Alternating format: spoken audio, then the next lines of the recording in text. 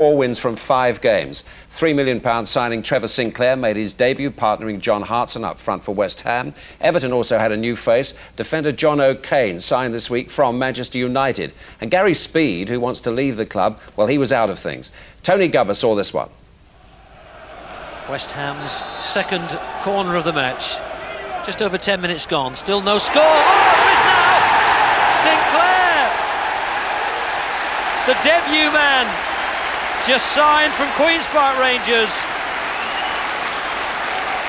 and it took him just under the 10 minutes, in fact, to open his account as a West Ham player.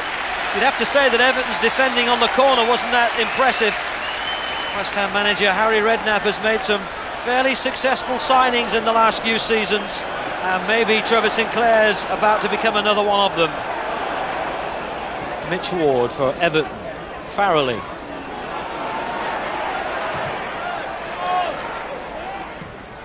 Knocked in by Ward, aimed at Ferguson. Oh, Madar flags up, is it? No, it didn't go up. Oh, Madar puts his hand to his head now as the realisation of how good the situation was dawns on him. That's great tackling back by Sinclair, although he has ultimately lost possession. This is Grant. Aimed at Ferguson, who won it. Barnsley! Everton are back on level terms. Ian Pearce has got to his feet and just looked a little bit questioningly at referee Mike Reid, wondering if he was fouled, but it was a towering leap by Ferguson. And the revitalised little Nicky Barnsley arriving at the far post, steering it past Craig Forrest.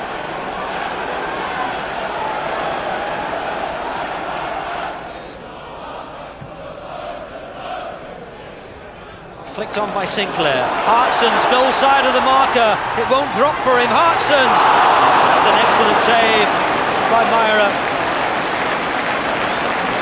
The replacement for Neville Southall with an excellent stop to prevent West Ham from retaking the lead.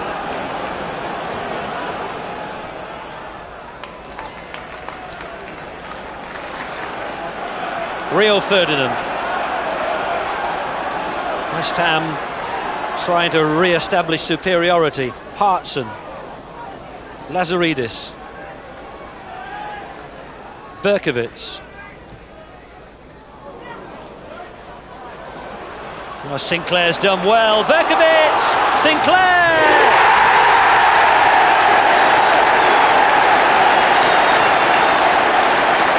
Well, it's a dream debut for Trevor Sinclair. But you have to say that his work rate has contributed much to West Ham's performance. Stretched and battled to keep possession for his side. And then Berkovits giving way to Sinclair to let him score the second. West Ham are back in front.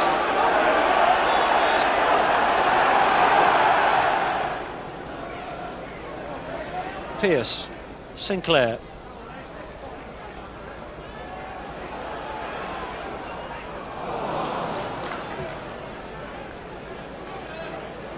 Ferguson marauding upfield. Oh, Ferdinand's given it away to Ferguson.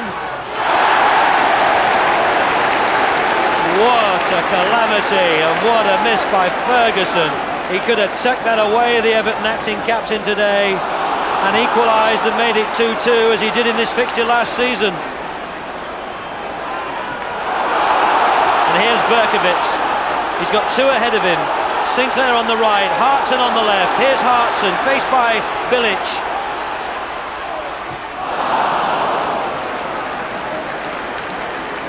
He never really had a true sight of goal.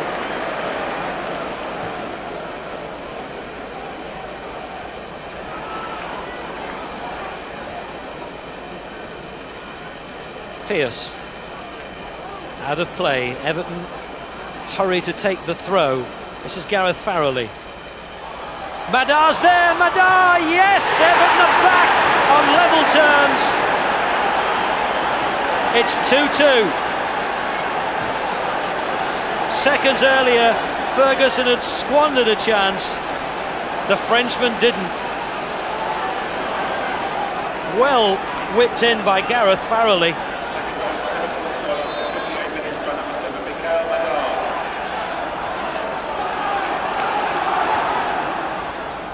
Sinclair. That'll be corner.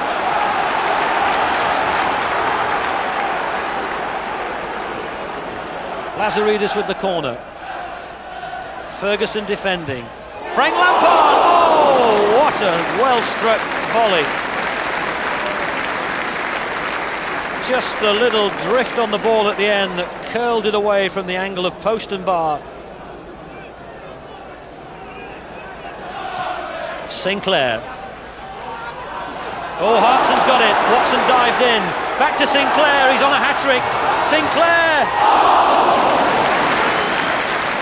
Mira had taken up exactly the right position. Rio Ferdinand comes forward. We're looking at the last 10 or 15 seconds of this match, plus whatever's added on.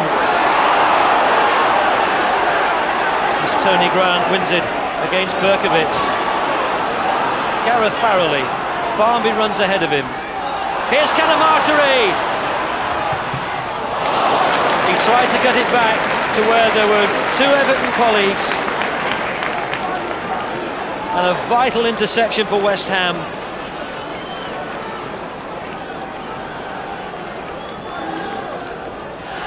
Trevor, that was the perfect start for you, wasn't it? A goal in 10 minutes on your debut. Yeah, it settled all my nerves that I had before the game, and I was just delighted to, get on the score sheet straight away.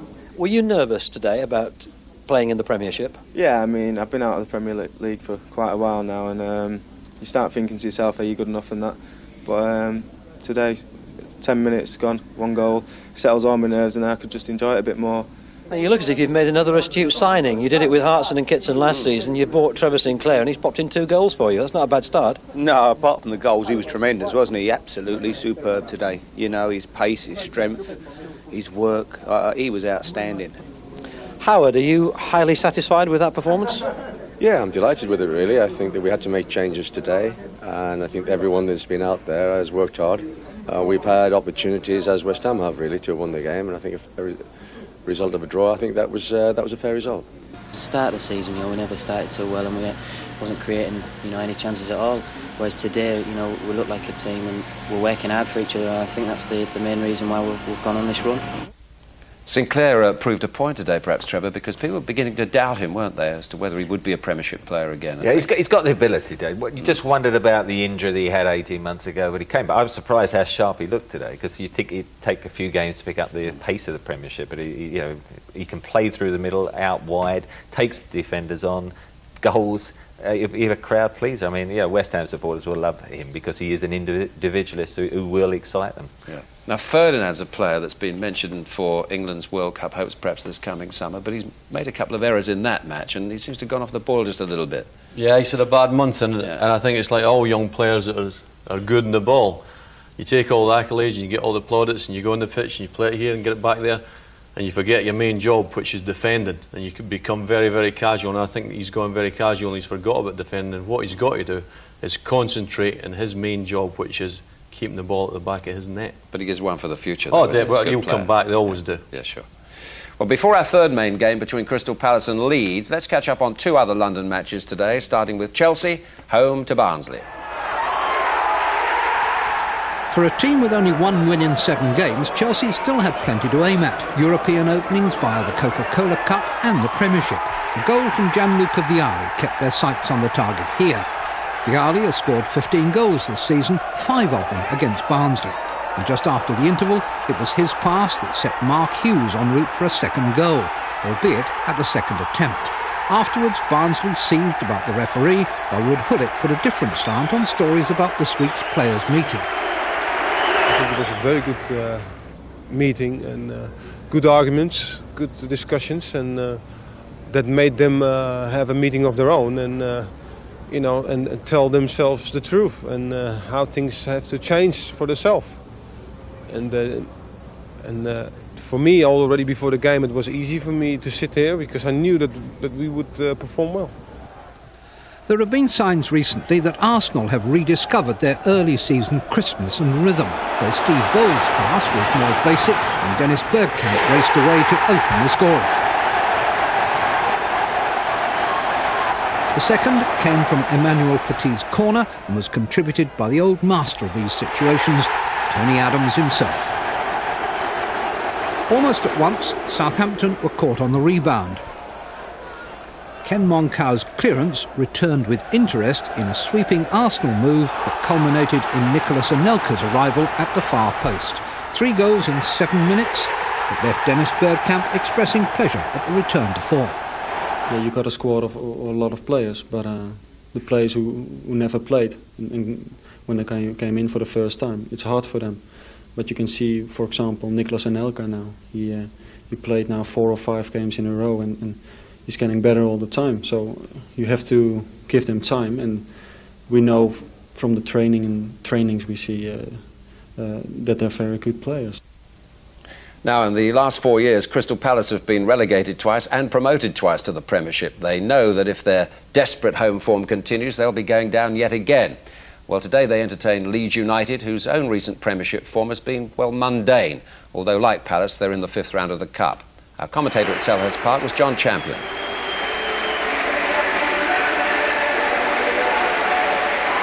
Amidst a clutch of cordial reunions, one slightly corpulent figure stands out. Thomas Brolin cost Leeds £250,000 for every game he played during a rather unhappy spell in Yorkshire. Crystal Palace took him on initially for the cost of his bed and breakfast. Now they are paying him enough to afford his evening meal as well. He's one of 5 men facing former employers here and surely requires little motivation. Andy Linnigan is the other former Leeds player in a Palace team deprived by injury of Lombardo, Padovano, Shipley and Warhurst. So Mark Edworthy finds himself in central midfield. Marcus Bent was signed from Brentford earlier in the month. David Hopkin and Nigel Martin are the Leeds returnees. George Graham has won his tug-of-war with South Africa over the services of Lucas Radebe, whose presence should stiffen midfield, but options are limited. In fact, Leeds have used fewer players than anyone else in the Premiership, just 17, while record signing Valerian Ismail, or Valley as he'd like to be called, is the 31st player to represent Palace, and that's more than any other club. Uriah Rennie is in charge today, as he was for Palace's impressive win at Elland Road back in August, when it was very sunny and very warm. Palace, though, have this extraordinary record of being the only senior club in English football without a home league win this season. And I'm afraid to say that if they fail to break that duck today, they're going to set a most unwanted club record. Leeds in the halved shirts, vivid colours from either side, and plenty of early boos for Thomas Brolin. And again. Doubtily dispossessed by Hopkin. And then blocking Kelly's clearance. Radebe. Harry Kewell has Robertson outside him. That's aimed more towards Hasselbank. Apart from all the players, the Leeds manager is also facing one of his former clubs. He ended his playing career here and started his coaching career at Selhurst. Aguero forehead to forehead with Brolin. Now it's Robertson. Tackled well by Edworthy.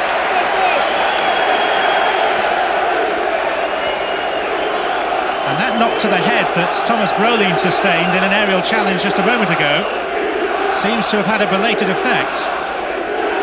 He wandered around in a rather dazed fashion for a few seconds, and then his legs just seemed to go from under him. That was the clash of heads. It involved Ribeiro, that was the Leeds player, and Brolin initially seemed to be okay. And he's being led towards the dressing room. No suggestion of a substitution at this stage. But presumably he may need a stitch or two. Kelly. And Wallace is onside this time. Only the keeper to beat! Straight through his legs.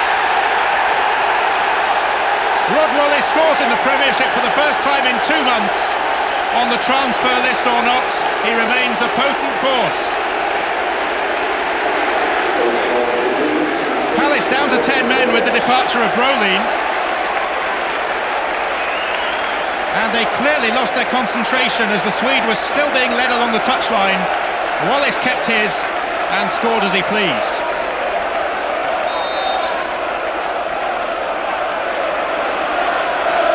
Penny for Steve Coppell's thoughts at this stage. On the far side of the pitch, complete with head bandage, comes one side's hero and the other side's anti-hero. Thomas Brolin is back with us after 6 minutes off the field. Palace are restored to their full complement.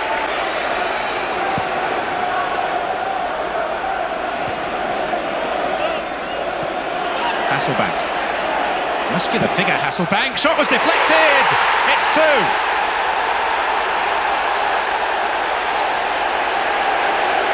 I'm sure the touch off the defender was what really defeated Kevin Miller.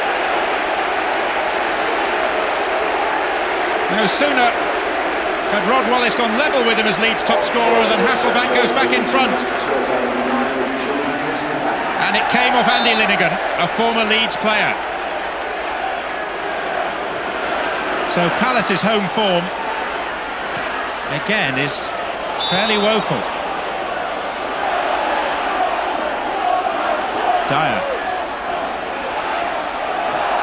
Tangling with Gary Kelly. And the free kick is given to Crystal Palace. Much to Gary Kelly's disgust. Andy Roberts is lining this up. And met by Herederson.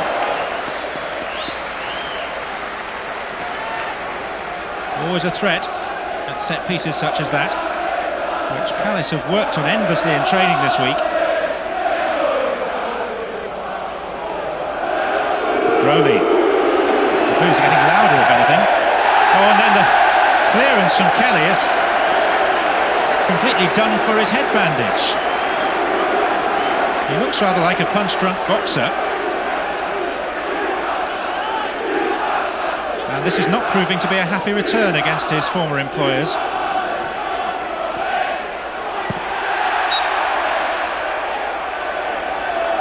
Just strikes me that having been off the field for the first goal, he probably thinks it's only 1-0 as well. In which case he's got a rude shock awaiting him. Really, they should ask him to go off and have it seen to again. Roberts. Lost it to Wallace. And in a straight race between the two of them, it wouldn't be a contest. 3 in the box for Leeds. Wallace with the cross. Hopkin.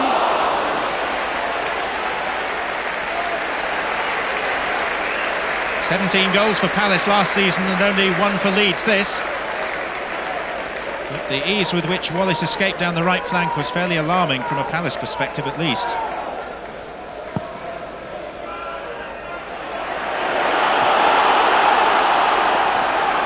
Edworthy. Dyer. Now for once has he got the legs on Weatherall. It's a useful cross. Kicked away by Kelly. Ismail. Oh, dangerous place to lose it.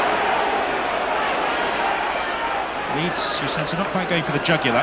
It's a more measured approach with this 2-goal lead. That was oh so casual by Smith. Harry Kewell. 2 strikers to aim for. Wallace, and that was goal bound before it struck the posterior of Herederson.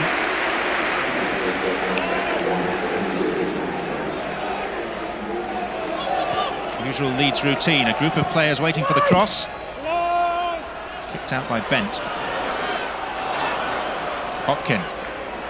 And Palace not even looking, half of them, at where the ball is. This is Hopkin. And really, Palace deserved to concede a goal, because at least half of their backline weren't even looking at the ball as it was played from Kewell to Hopkin. They were busy regaining their positions, having thought they'd repelled the attack, and suddenly it was action stations. And had Hopkin controlled his shot just a little more, it would have been 3-0.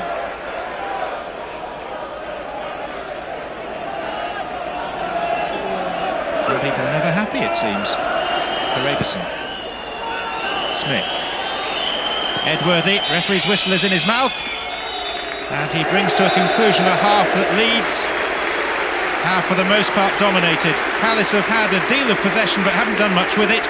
Rodney Wallace was gifted a first goal by a general lack of concentration on the part of the Palace backline as Thomas Brolin was receiving attention off the field. And just after Brolin had returned, Jimmy Floyd Hasselbank, the Premiership's most exotically named striker, made it 2-0, which is a pretty fair reflection.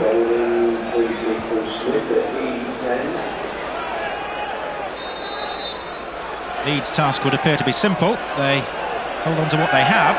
For Palace, their job would appear to be Herculean, given not only the scoreline but also the way in which they've been playing. Thomas Brolin's medical update reads 3 staples and 2 stitches. Bent. Dyer. Well, he was falling backwards and he was under pressure from David Weatherall. But even so, at this level, it's a very presentable opportunity.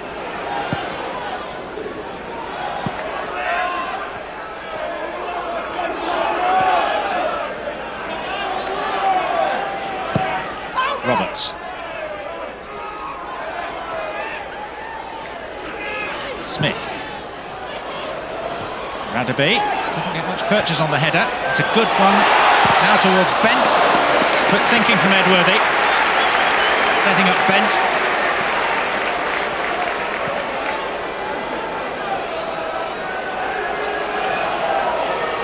Radaby made the block. Roberts. Slightly deeper this time. Kept off the top of Haaland's head. Gordon! Well, that was a bolt from the red and blue. No real suggestion he was going to have a dig. He used the full shovel.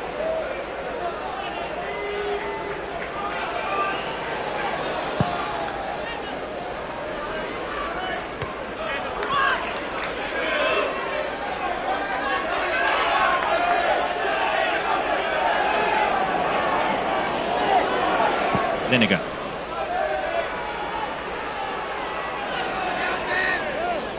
Gordon. Dyer. On for Bent. Radaby. Well, he made brief contact with the ball. And it was just enough to nick it out for a corner. The captain of South Africa was at full stretch.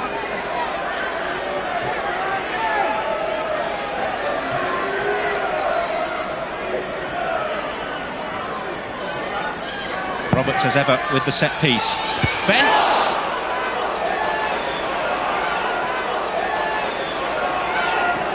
A fraction too high to be able to keep it down. And also it was a relatively late arrival.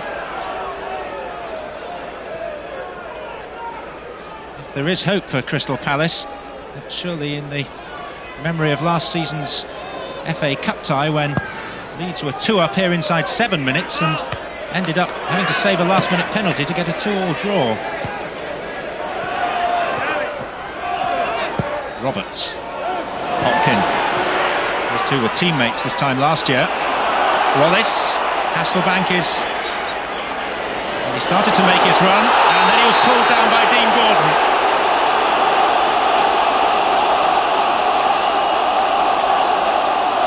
Well, the very least is going to be a yellow card. Dean Gordon. If he's protesting that he shouldn't be booked, then it's not an argument he's going to win.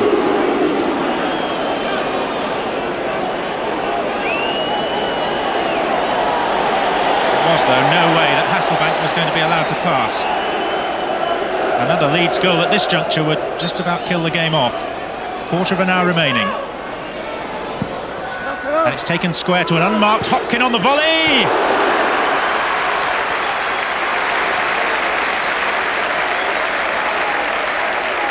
Not the most watchful piece of defensive play you've seen from a side.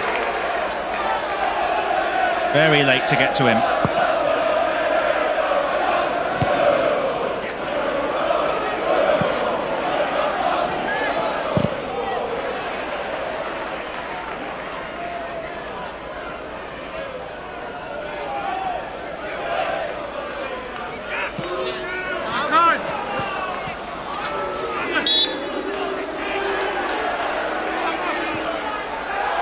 Brolin took the free kick, it hit Haaland, who hadn't retreated, and Alfie Haaland is going to be booked.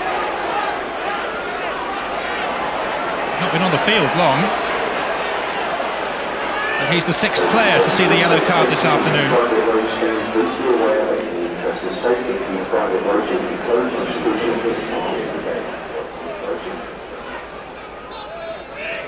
Andy Roberts.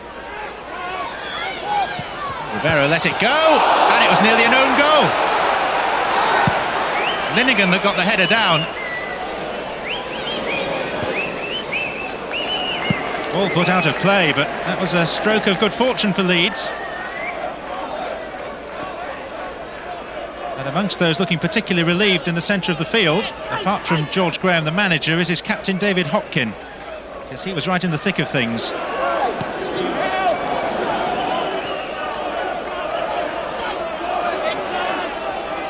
Dean Gordon. Radisson is scooting forward in this attack. Roberts. But it's a time for fairly desperate measures. Jamie Smith. 5 to aim for in the box. This is Radisson! The former Palace keeper denies his old team. I have a suspicion that the ball was arrowing towards him, but it still needed good reflexes. Rowley. Driven a bit more, that one, and the header was from Radisson. And this clearance from Martin could cause Palace 1 or 2 problems. Now, but Smith has allowed it to bounce. It's Rodney Wallace.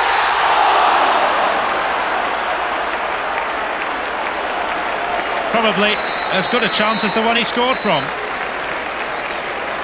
Smith seemed to dither underneath Martin's long, hefty clearance, and Wallace just dragged it past the post. 4 minutes to go, and a first taste of the Premiership for 19-year-old Lee Matthews, a striker from Middlesbrough, who scored on this ground at the end of last season the goal that clinched the FA Youth Cup for Leeds United. He's on in place of Hasselbank, and Matthews' first touch has set Wallace clear. Palace are struggling to get back. It's Wallace, and it's a fine save, but still the danger isn't away. Beaten out by Miller. Matthews. Palace not helping their own cause. Edworthy.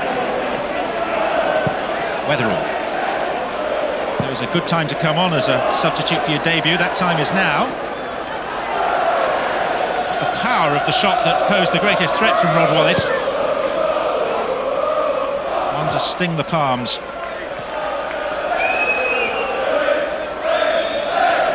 Heading towards 4 minutes played of stoppage time now.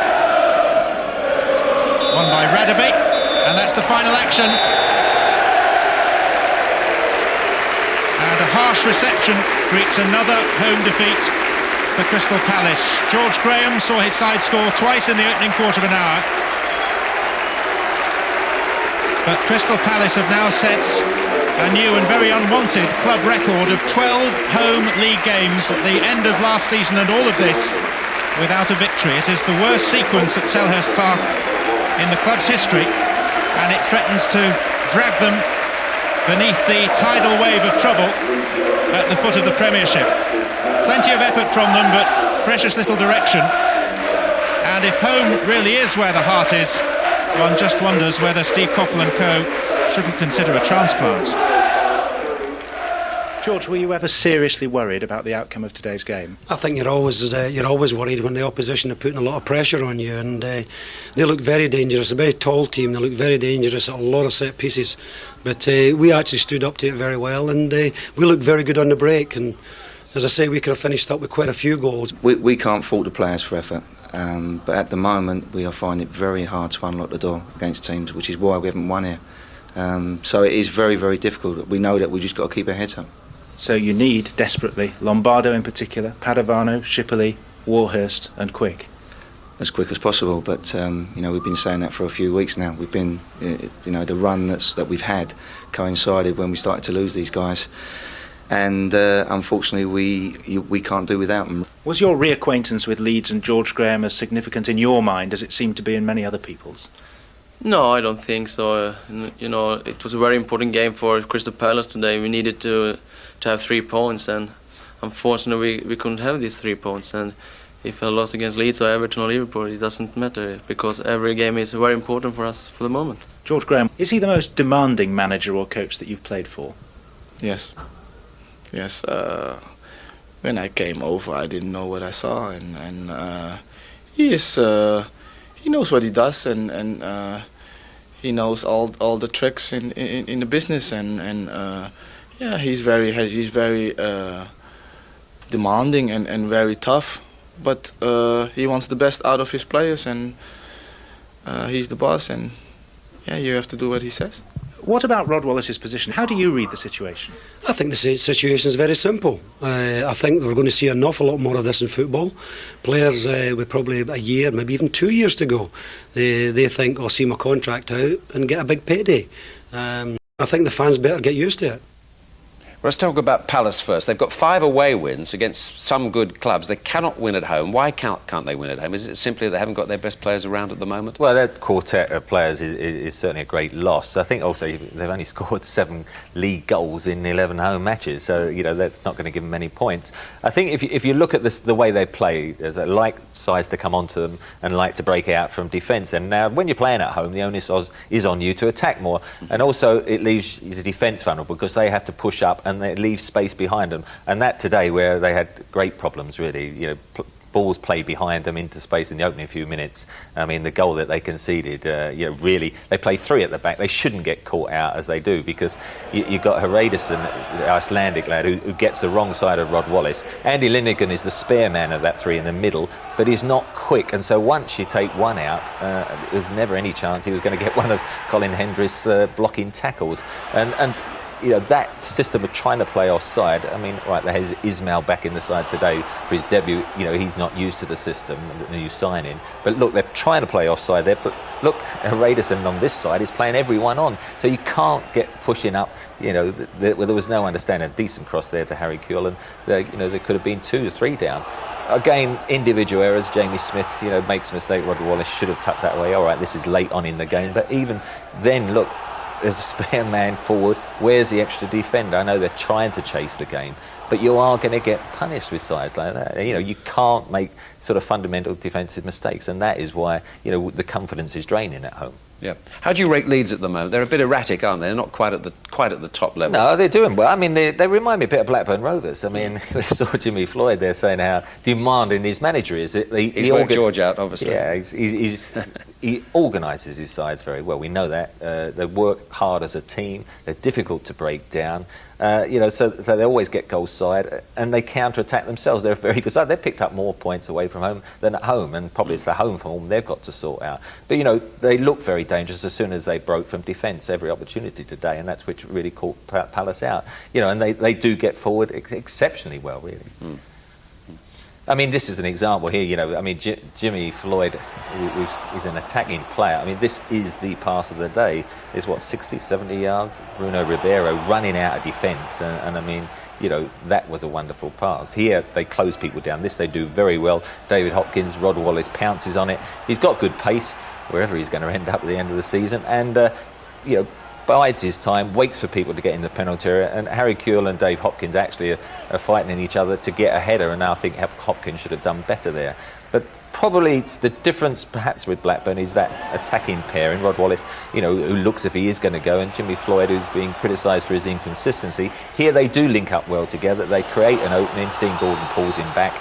But at that stage, you know, you've got to get those 2 front players working in unison, and perhaps at Elland Road it's not been happening for them. And that's probably the area now George Graham's looking at if they're going to move up a gear and really be challenging in the top 3 or 4. Thanks, Trevor. 3 more matches to report on now, starting this time with Bolton in last but one place against Coventry. Back in August, when the sun shone, the season was untarnished and anything was possible, Bolton and Coventry drew 2-2 at Highfield Road. Nathan Blake scored twice then, and now he made one that Scott Sellers scored after Per Franson had hit the post.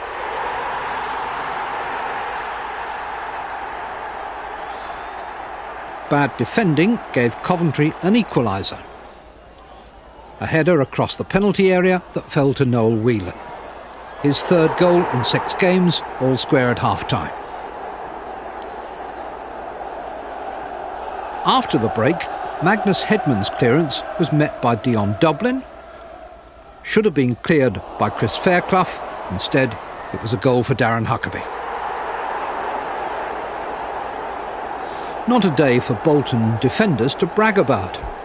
From Dublin's header, with Huckabee hovering, Keith Brannigan fumbles, and Huckabee makes it 3-1.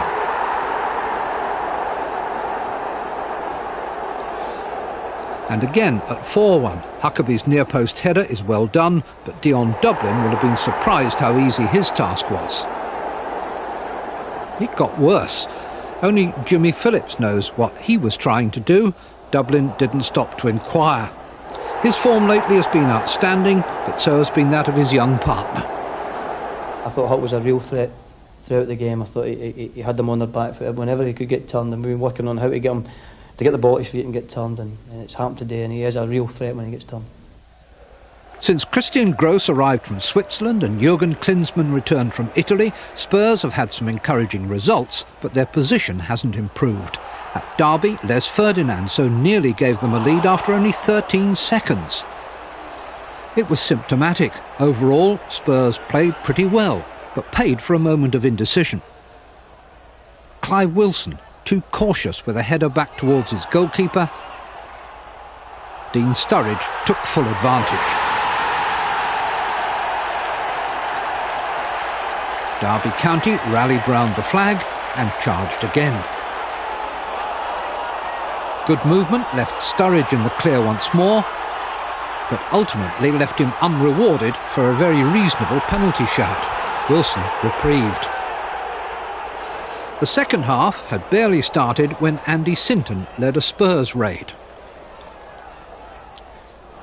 Jurgen Klinsmann headed for goal, checked, and squared the ball for Royal Fox. The kind of goal that Spurs fans long for. The decider came 13 minutes from time.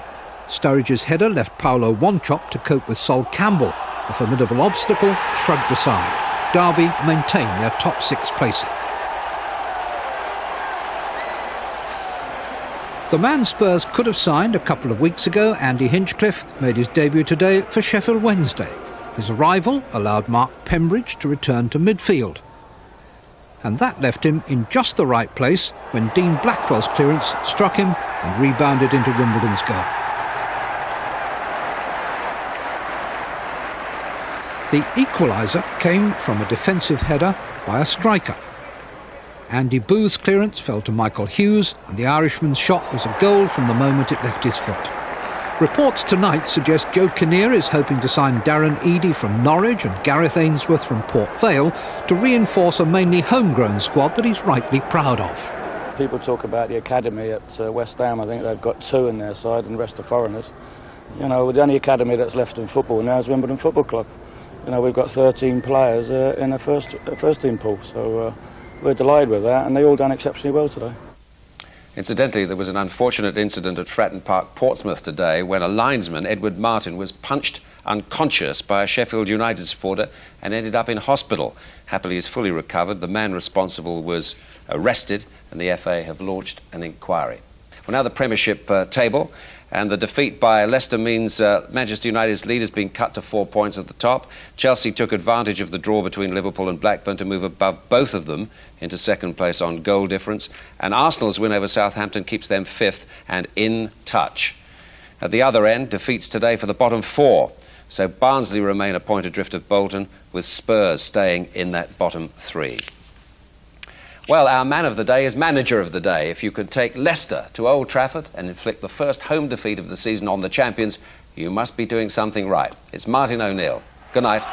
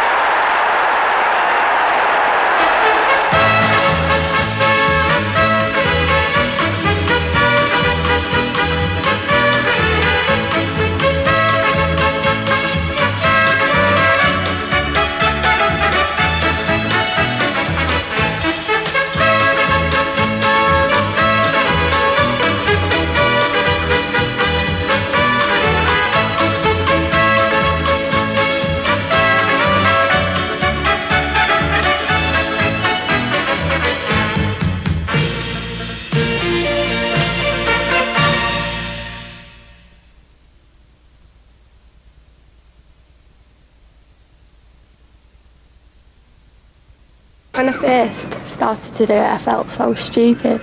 One of the best jobs in the world, I reckon. Pleasure Beach starts Monday, 9:30 on BBC One. I've instigated the Dexter Willis Minicab Driver of the Year Award. Who's going to smash it? We'll cut cards. Where are we going wrong? Signed, Worried of Cricklewood. Being at university and working in a minicab office ain't the same thing. Well, plank. There seems to be a small discrepancy between the firm's books and its bank balance. About £36,000. There's some explaining to be done. Roger, Thursday 9:30 on BBC One. Be yourself. Bit of a gamble, isn't it?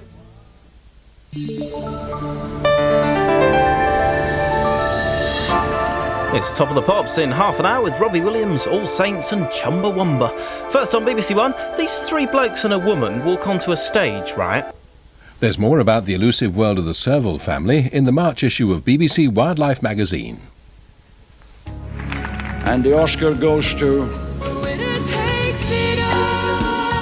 Titanic! I don't know about you, but I'm having a really great time.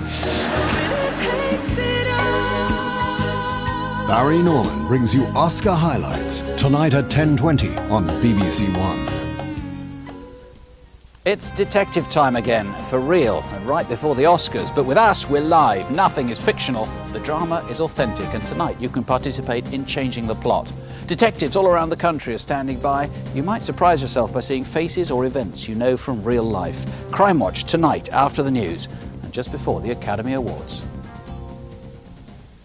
As part of Water Week, BBC Two is pumping up the profits in a moment, scrutinising the privatised water companies. On BBC One, the 9 o'clock news with Michael Burke.